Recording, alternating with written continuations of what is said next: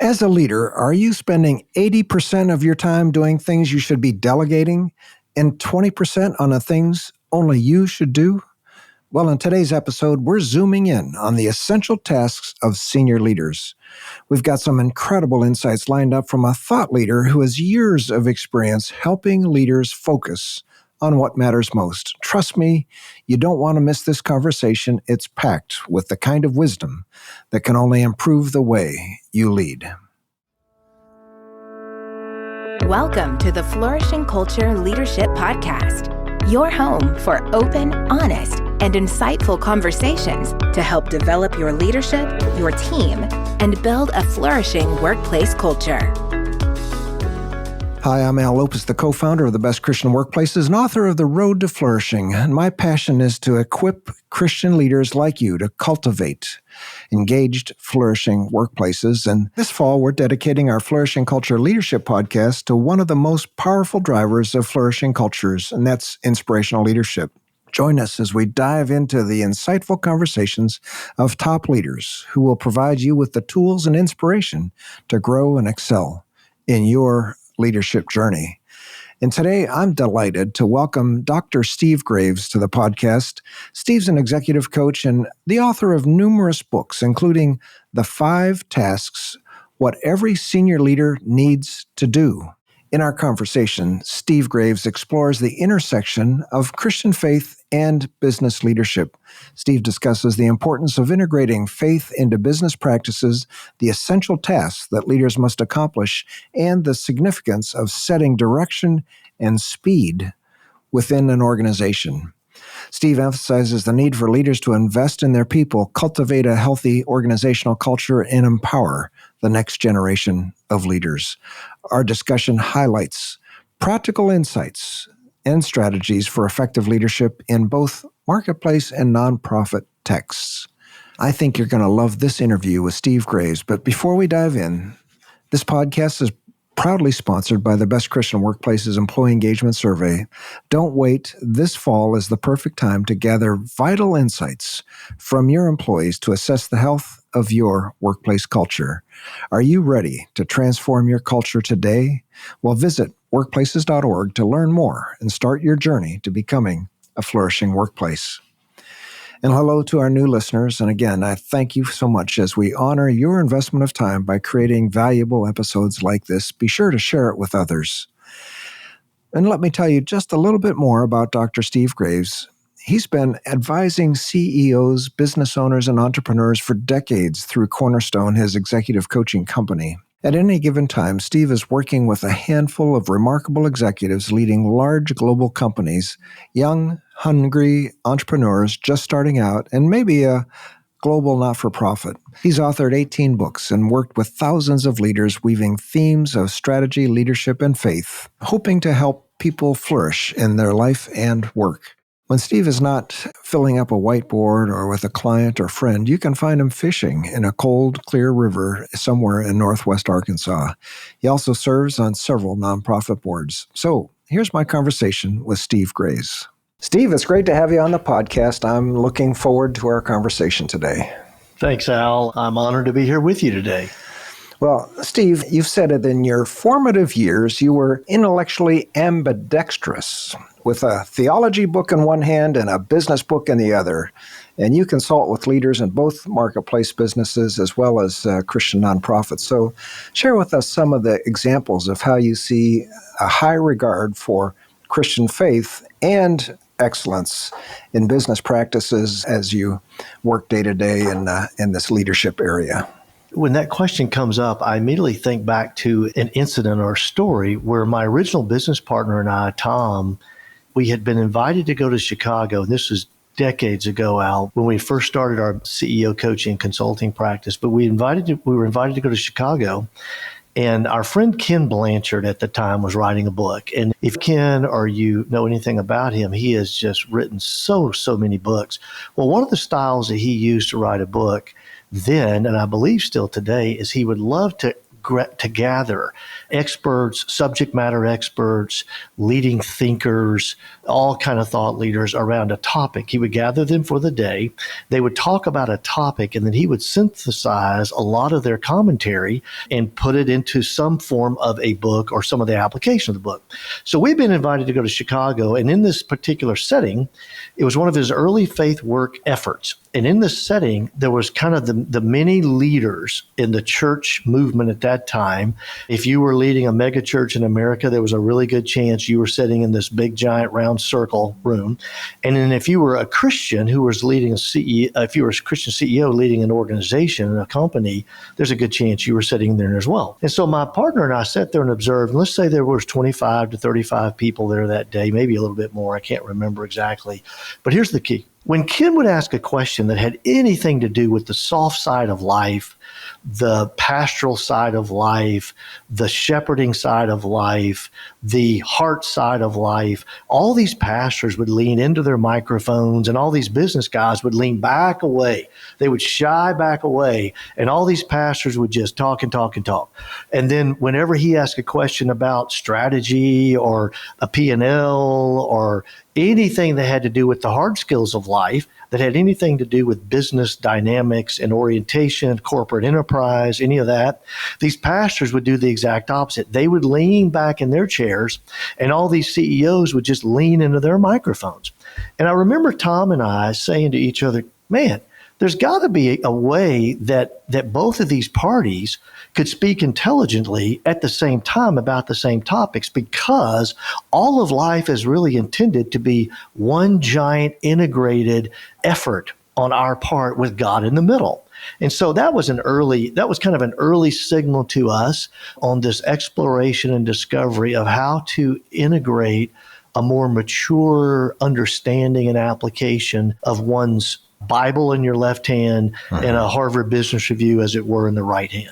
Yeah. I love that combination. Absolutely. Well, and that's what brought us together. You've written a number of books, and one of them that we're going to focus on today is called The 5 Tasks What Every Senior Leader Needs to Do.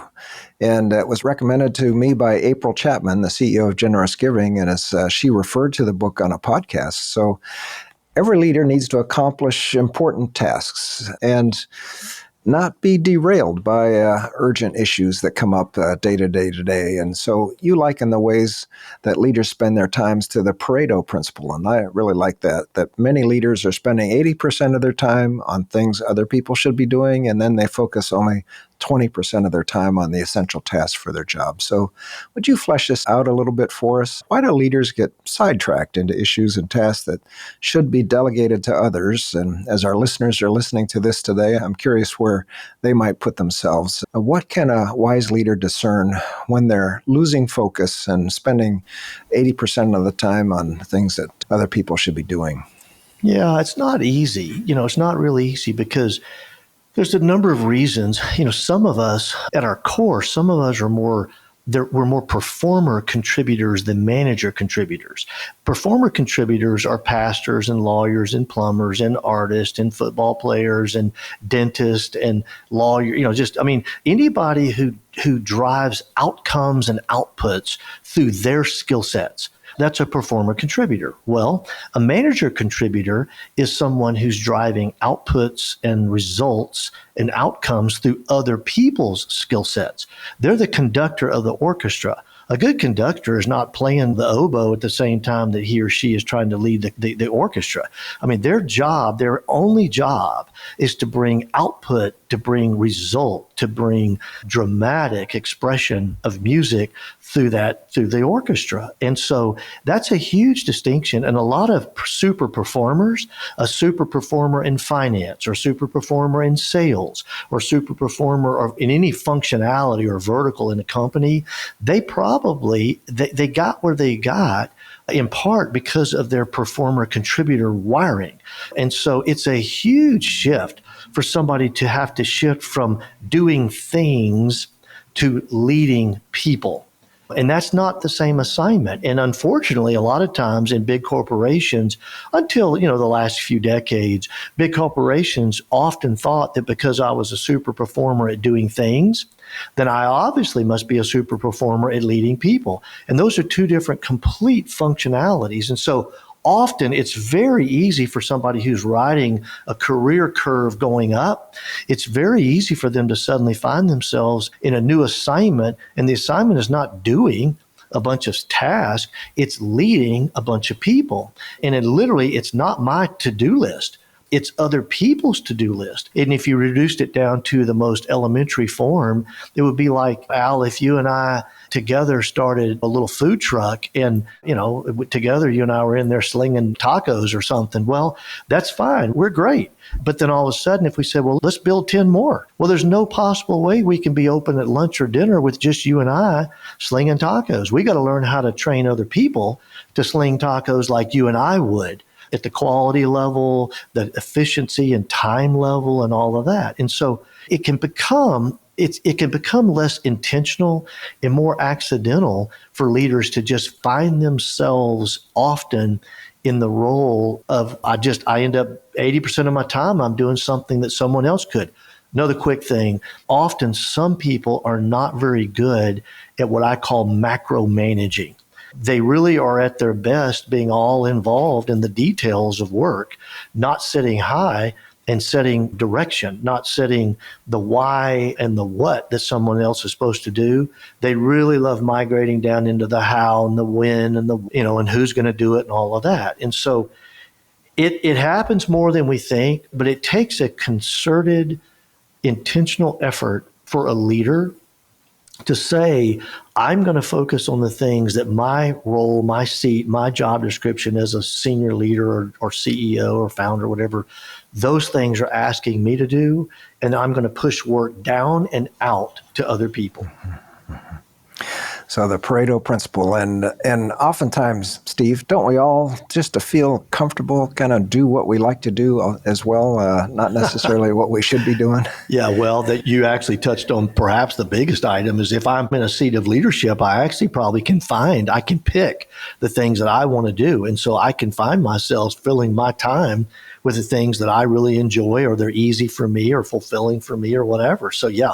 Yeah, so macro managing, and I love that idea and that term. And people find it so frustrating when they feel micromanaged, but focusing on the why and the what, not the how and the when. And before we jump to another topic, it's one of the things that's really common is it's very, very common for it. I wrote a little monograph on this. It's the macro manager, the micromanager, and the non-manager. And non-managers actually often are mistaken for macro managers.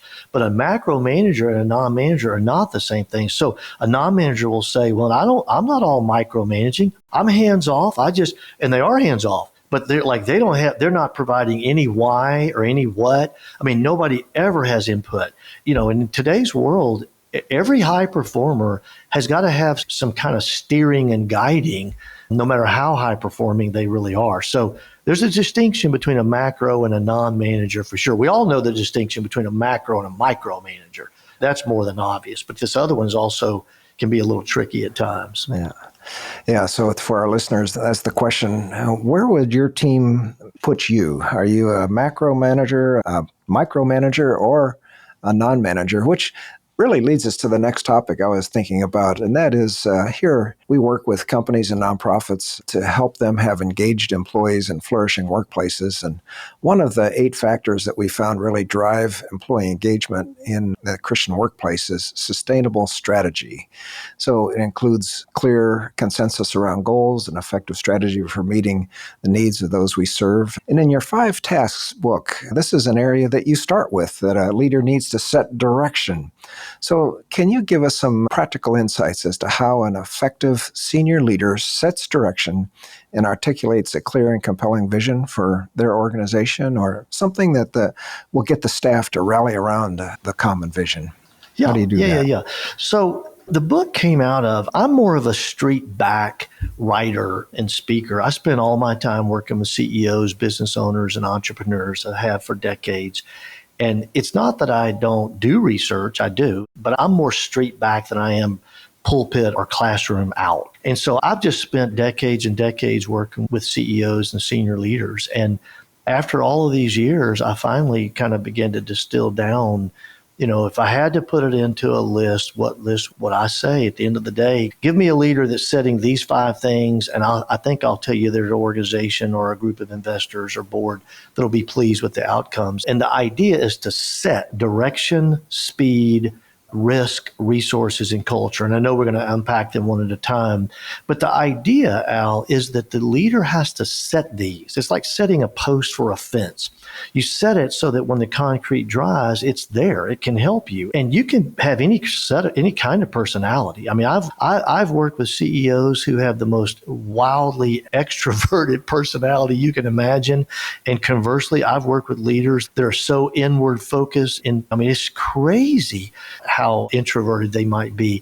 And so it's not a matter of personality. And you can either set them from the top down, you can set them from the bottom up, you can set them from the middle and just let it bake its way each way. But at the end of the day, the job of the senior leader is to make sure these 5 things are set in your organizational culture. And the mistake is thinking that, well, if I don't set them, they won't be set. Not true. Not true. Someone else, generally a hyperachiever, someone who has a lot of ambition, if you're absentee in setting these 5, there's a really good chance somebody else is going to set them. And now guess what? Someone has kind of begun to hijack the very organization that you either might own or supposed to be running or whatever. One of the first things that I do think a senior leader or CEO, business owner has to do is to set direction. Now, direction means that I'm going to go there, not there. And direction can either be literal, it can be physical, it can be geographical. It can be Chick-fil-A saying we're going to go to these cities, not those cities.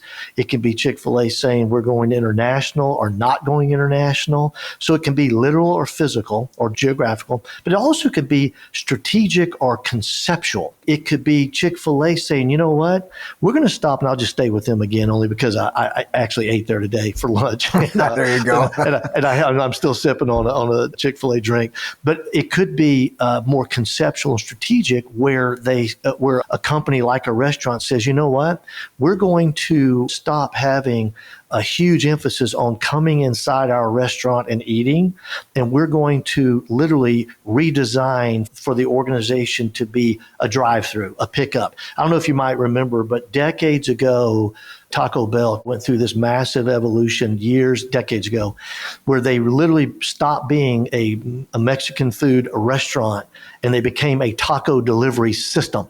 And so literally they began to shut down their stores, dozens and hundreds at a time.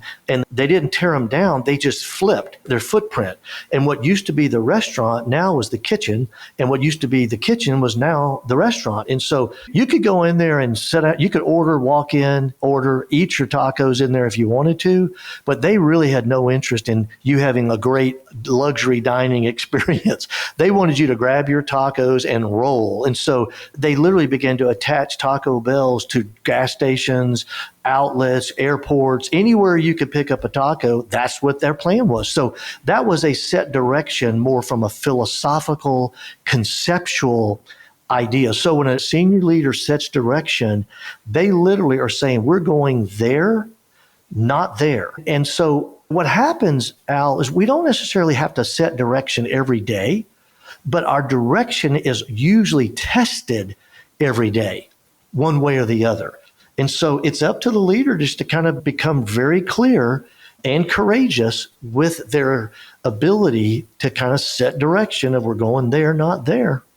And it's interesting that you say, okay, so I hear a lot of people say, well, we're going there. You're saying, no, it's not just we're going there, but we're not going this other place. And so that's an interesting distinction.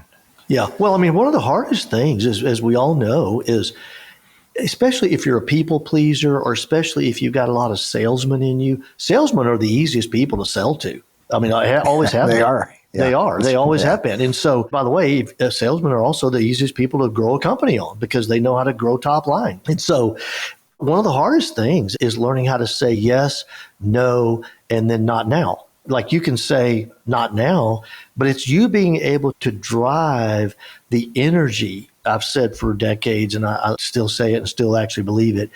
Every organization is perfectly designed to get the results it gets. Every organization is perfectly designed to get the results it gets. Well, if I'm needing focus and direction, then it's up to me to actually provide that in the sense of saying exactly what you said. We're going there, but also, by the way, we're not going to do that, or we're not going to do that, which is it's important, and it's often missed with leadership.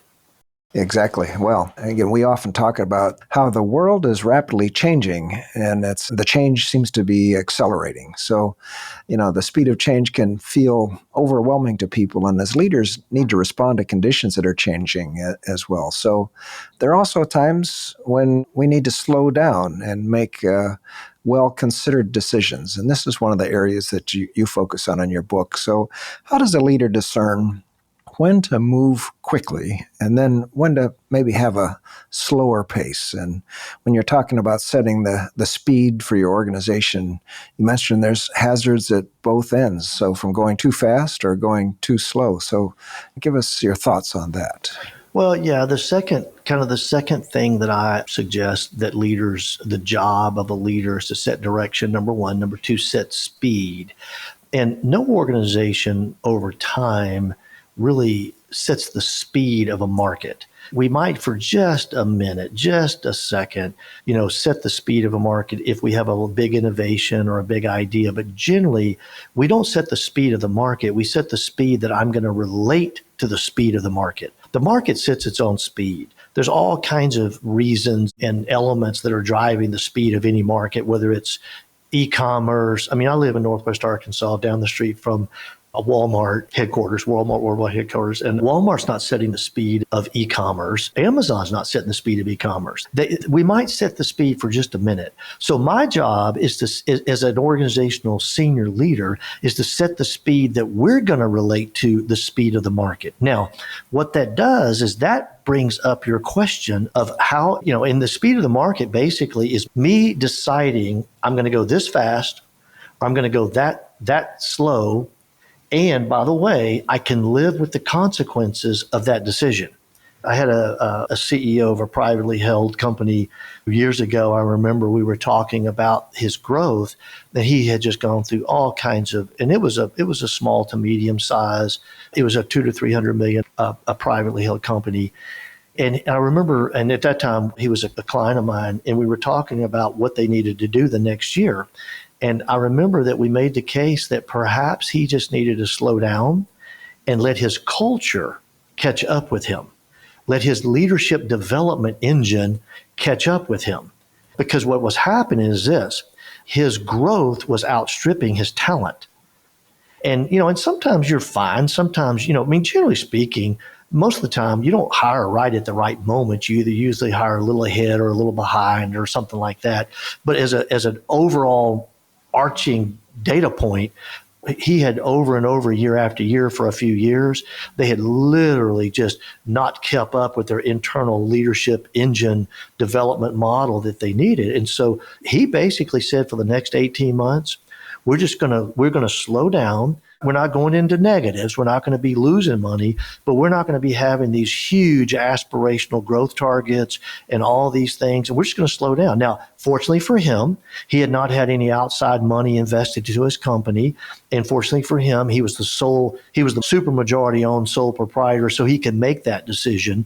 And he did. And so for 18 months, he slowed it down. He rewired his organizational leadership model and kind of went slow to go fast in the future.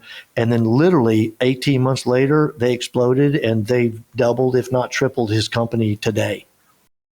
That is very perceptive. I know, and I might fall in this category at times. We just want to go as fast as we can, and yet at the same time, have we let our culture, have we let our talent catch up so that we can then leverage for future growth? And I've seen it, you've seen it, where growth just will then implode if you don't have the infrastructure and people and processes to keep up.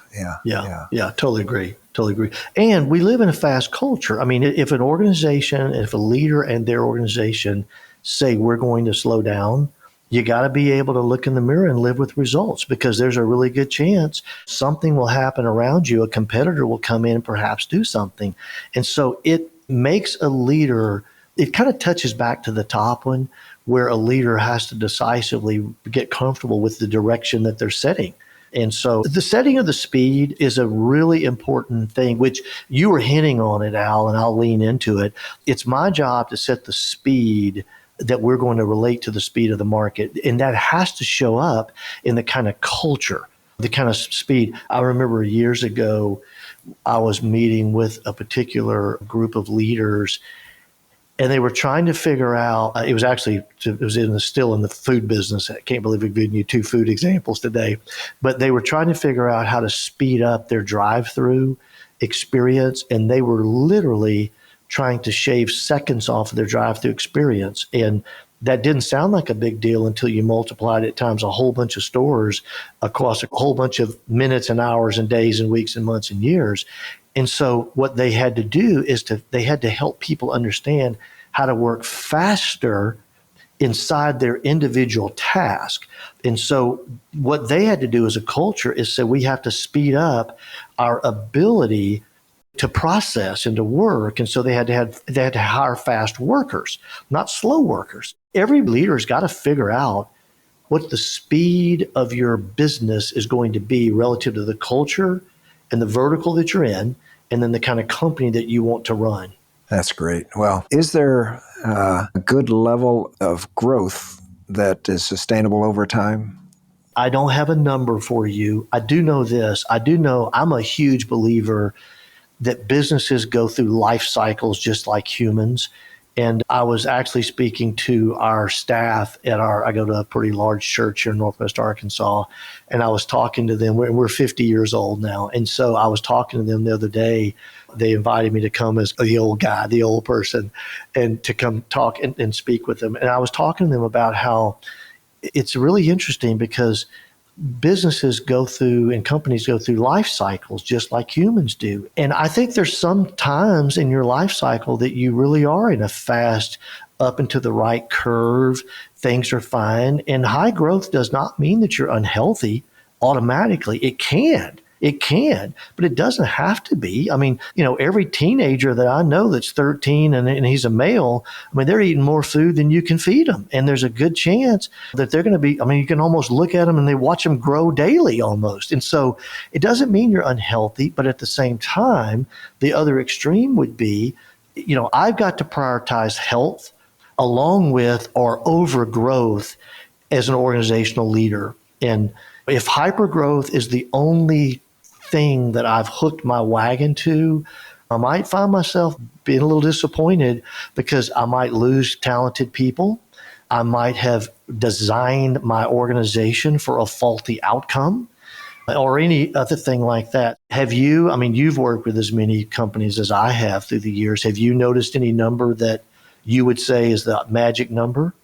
I've got no research that points to an individual number. Intuitively, I think of in normal times, 20% real growth is a good number.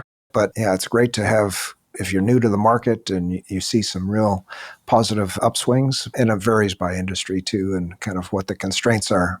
Yeah. Yeah, you nailed that. Industries are different. And then, if I'm still in an early stage business, I believe businesses are either they're in a 0 to 1 stage, or a 1 to 5 stage, or a 5 to 500 stage. And it's not, for me, it's not the age or the size of the business, it's the cycle time that the business is in compared to the market and the industry and all of that stuff. And if I'm in an early stage business, I might still be enjoying incredible organic growth and having some big numbers, but I might find myself suddenly flattening out and I have to have different tools in my toolbox to maintain a really aggressive growth strategy, or at least some growth numbers. But yeah, the speed thing is interesting. Yeah, well, thanks. This has been really a great conversation. But another essential task that you talk about is to set resources. And this includes money. It also makes sure that you've got a strong focus on the power of people as a key resource for a business or nonprofit. And people development is certainly a key task of senior leaders. So you mentioned the importance of character, that you can train for skills but not character. This speaks to the importance of good hiring decisions and also ongoing development. So give an example or two of practical ways that senior leaders need to be investing in their people. The senior leader sets direction, you set speed, you set risk, and you set resources. And I think there's three big resources in the toolbox of every senior leader. There's people, there's structure, and there's money. Now, I know there's more than that. But this would be like looking and saying there's a hammer, there's a screwdriver, and there's a pair of pliers. Or they're kind of the three non-negotiables in everybody's toolbox. And so there's people, there's structure, and there's money. And the senior leader's job is to make sure that they're setting the right people in the right seat to do the right work, that they're setting the right structure, that's the right design model for optimal outcomes for them. And then they're setting the right economics. They're setting the right money in place, the smart, effective, correct amount of capital to grow the company. So when it comes to people, I'm a huge believer in what I call re-recruiting your talent over and over. We spend a tremendous amount of money and effort and focus and energy recruiting people to jobs. And I see that all day, every day with my clients and with various companies that I relate to. And there's nothing wrong with that. You want to have a great hiring model. But what happens often is once we hire a person, a person of talent, what happens is often the senior leader just kind of hands off and assumes that, well, I hired the talent. Obviously, it's up to them to do what I'm paying them the big money to go do. And then all of a sudden, weeks and months can turn into years, and the senior leader doesn't continue to re-recruit them. And then all of a sudden, one day, the senior leader has this note that says, hey, Al, are you free to get coffee with me tomorrow morning? And you say, oh, yeah, sure. And so we get coffee, and I say, hey, Al, I just wanted to let you know I'm leaving. And you say, leaving? Like, for what? To where? Like, why? What are you talking about, Steve? Why would you be leaving? I thought this was the perfect job. And I say, well, I love my job, but somebody came along and they told me I could be an EVP with them, not just a VP. And so I'm a huge believer in constantly investing and re-recruiting your people over and over. Now, I'm not saying that you have to hype that, but I am saying that you have to resource people as if you're re-recruiting them, not just recruiting. We lay out the resources when we're recruiting somebody. Think about the meal we take them to. Think about how much we spend to get them to come down and see us, and on and on. But then after that, we just kind of give them a paycheck and a bonus, and we just expect them to get work done. So I'm a huge believer in re-recruiting. I love that. And I've often given that recommendation to identify your top people and to make sure that you're re-recruiting them, because, as you say, you think about the time and energy that you put into recruiting somebody new. And if you just put part of that time and energy into re-recruiting your top talent that you've got now, you're further off ahead. There's no question. A quote, Al, that I have used for years also, which I love it because I see it and I believe it with me and others. But it's a quote that says, a strong gift can take you where the absence of other gifts cannot keep you. And so what happens is we'll hire somebody with some strong gifts. Otherwise, we wouldn't have hired them and they wouldn't have gotten the job. But the lack of real full formation and full orbed composite build out of who they are as a person and as a leader can often be the shortcoming for them to not, become the person, the best version of themselves, the most mature version of themselves as a leader. So what I need to do if I own a company, or if I'm a leader of a company or senior leader and I have people underneath my management, is I need to make sure that I've built kind of the incubator, the greenhouse, the launching pad, the engine that helps people build out the full orbed complement of skill sets, not just the one superpower that got in the job. build out an incubator or a greenhouse. I love that. Yeah. Yeah. So, Steve, you wrap up your 5 talents by saying that leaders need to set culture and that a healthy culture can be your most valuable asset. And I'll just say amen to that. So this resonates because our whole focus at Best Christian Workplaces is to equip and inspire Christian leaders to create engaged, flourishing workplaces. And a healthy culture is certainly key to a flourishing workplace. So you say that culture is what we do and also what we allow. And again, I love the where we're going and where we're not going, but a culture is what we do and also what we allow. Some organizations have a culture gap where their stated beliefs aren't aligning with their actual actions. So what does it mean for a leader to attend to their culture from your perspective? What are some of the specific ways that senior leaders need to set culture and also intentionally keep their focus on culture and identify maybe what they should not allow? Well, we know that setting a culture is both intentional and accidental. A lot of what we accidentally allow can over time become the strongest roots and the strongest limbs in our culture. And so it's very important that we actually live up to our culture and we let our culture become the driving flywheel of our enterprise. And we also know that defining and articulating a healthy culture is one thing. Institutionalizing it is another. And so what a leader has got to do is figure out what framework, what toolbox, what kind of ecosystem has to be created for someone to institutionalize a culture, not just put words to the culture and say this is what it is. And that becomes the hard part. And then what has to happen is I've got to then make sure that I allow my authority, my power, my influence, my budget, my money, my promotions, my titles. I've got to lean all of that into my value system if I really want my culture to take on that sense of mission and values and vision and all of that stuff.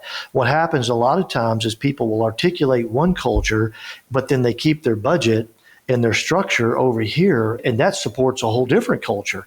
And you can't do that. You've got to be able to let the hard decisions live themselves out with your culture. And it's not easy. I don't mean to be flippant or too shallow with it because it's hard. It's hard to apply culture norms. It's not an easy thing to do, but over time, I do believe what you said earlier, and I agree with you completely, Al. If over time, if an organization can get its culture into its flywheel stage, where it's really operating with some energy and some influence, that your culture can become a key asset. I mean, it can be almost like $1 million in the bank, or if that doesn't mean anything, it can be like $100 million. Whatever it is that would be a significant head turner for you to have some asset inside your guidance that you could utilize to grow your company. It's huge. You've done a lot of work with senior leaders, and a few years ago, you intentionally took steps to work with younger leaders as well. So generational shifts in the workplace are nothing new, but we've also seen a lot of attention in the last few years on transitions that are related to boomers leaving the workforce and making room for younger generations of leaders. And as you work with this next generation, especially in the intersection of faith and work, what gives you hope for the future of inspirational leadership? What challenges do you see that we can work through as you face these situations? I was chatting with my buddy John Tyson, pastor in New York, this last week, and we were talking about how so many ministries that I grew up, I'm a baby boomer, I'm 68, and so as an aging baby boomer, so many ministries that I grew up with kind of as pivotal, monumental examples of Christian ministry, a lot of them are actually going through significant overhauls. And the overhauls, it's not so much that they're overhauling the mission or even the vision, but they're overhauling some of the language, some of the nomenclature, some of the tools and the frameworks and stuff like that. And so you kind of have to do that. You got to give the next generation the freedom to actually paint what the compelling vision and mission is in their words. And it's kind of crazy if we back away from it, we might find that it's really close to the very same thing that I'd like to see happen. It's just worded differently or something like that. And I'm not saying that everything is the same thing, but I am saying that often that becomes the hardest thing is the older generation. We're just used to stuff sounding the same way, and this is the way I did it or whatever. And we just have got to be kind of a little bit more flexible with giving the microphone and the chalk to the next leader and letting them paint the vision according to what God's calling them to do. Great. Well, Steve, we've learned so much from our conversation today. I really appreciate it. I mean, starting off with the Bible in one hand and Harvard Business Review in the other, the 80-20 Pareto principle, the concept of performer contributors and manager contributors, and really focusing on the people versus things for managers. And then the keys to sustainable strategy by setting directions, managing the speed or guiding the speed in which you're going to address the market that you're in, being sure that you set resources, people, structure, and money, and how re-recruiting is a way of really helping to make sure that your talent base, your outstanding talent, as we like to say, remains with you. And then just your thoughts on culture and your reflection on, well, is it that values are driving your culture, or is it your budget driving your culture? So, well, this has been a great conversation. Hey, is there something you'd like to leave us with based on our conversation today, Steve?